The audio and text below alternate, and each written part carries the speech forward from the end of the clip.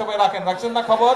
মধ্যপ্রাচ্যে যে আমাদের অনেক ভাইরা আছে ওখানে চাকরি বাকরি করে, তাদেরকে নিয়ে আমরা টেনশনে আছি যে কখন আল্লাহ না করুক কিছু যদি হয়ে যায় কারো। এর মধ্যে কয়েকজন সেখানে ক্ষতিগ্রস্ত হচ্ছে, তাদেরকে আমরা আনার ব্যবস্থা করেছি, কিন্তু সেই মানুষগুলোর কথা আমাদের চিন্তা করতে হবে। তো তারা তো আমাদেরই কারো না কারো পরিবারের সদস্য, তারা এই এলাকারও মানুষ হয়তো আছে সেখানে।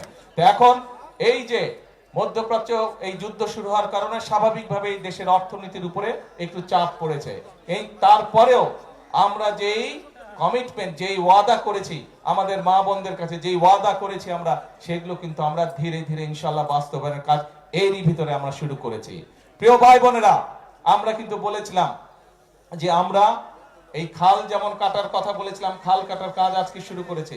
ঠিক একইভাবে মা বোনদেরকে ফ্যামিলি কার্ড পৌঁছে দেওয়ার কথা আমরা বলেছিলাম, সেটির কাজও আমরা শুরু করেছি।